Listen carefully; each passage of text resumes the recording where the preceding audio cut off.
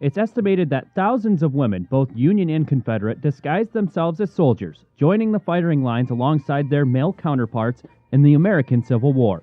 However, we know only about a few hundred via the Washington National Archives.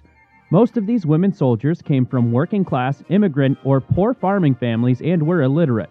Thus, written recordings such as letters home to their families or memoirs post-war are non-existent. A few women, such as French-born Marie Tepe or French Mary, were allowed to enlist undisguised. She took her role as a vivandier with the Colis Zouave, 114th Pennsylvania, coming under fire many times, bringing water and other comforts to her felled comrades. Post-battle, she tended to the wounded in field hospitals. Besides patriotism, most women had secondary motives for enlisting. A few amongst them, they yearned for adventure and glory, to earn more money than they could as maids or laundresses, to abandon a life of ill repute, or to avoid social oppression. Some couldn't bear to be parted from beloved male kin, or conversely, they wanted to escape an abusive home life. A prime example of the latter is Sarah Edmonds, alias Frank Thompson of the 2nd Michigan Infantry Regiment. Everywhere Lisa Potocar turned in her reading of Civil War times, Sarah kept calling out to her from the graveyard of records to tell her story as a soldier, nurse, and spy. Aha! My primary protagonist was born. The bold, adventurous 16-year-old tomboy Jana Brady, who seeks to create a new meaning of what a woman can do during the tumultuous years of the Civil War. She trims her auburn tresses and enlists in the real 10th New York Volunteer Cavalry Regiment. The two 24-inch Journey dolls are perfect replicas of Jana Brady, especially with their auburn hair and hazel eyes. Disguised in her cavalry outfit, Jana stands before Sweet Glory, Book 1 of Glory, a Civil War series, which theme embodies women soldiers in the American Civil War and is replete with adventure, romance, mystery, and drama, some happy, some sad, both true to the times.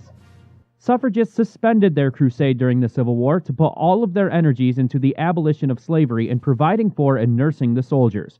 With war winding down by the end of Sweet Glory, who better to reignite the cause for women's equal rights than a woman soldier? That's when it struck Lisa to have famous activists Susan B. Anthony and Elizabeth Cady Stanton invite Jana to travel alongside. Jana moves her way through her lecture circuit around New York State on behalf of Anthony and Stanton, speaking about her time in uniform to prove women ought to be granted the same rights to tackle anything a man can if they have a mind to it.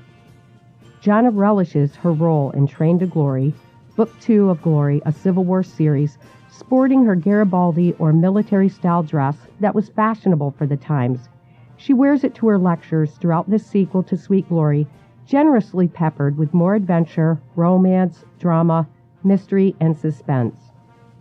I fashioned both of my books in Glory, a Civil War series, to cater to tastes across all ages. The historical research is extensive for the avid readers of historical fiction, but the storylines and plot twists of romance, adventure, mystery, and drama touch on the palates of casual readers as well. Publishers and reviewers across all walks of life love Sweet Glory and Train to Glory. My hope is that everyone visiting this site gets a glimpse into my world and finds something in themselves, just as Jana did in my beloved series.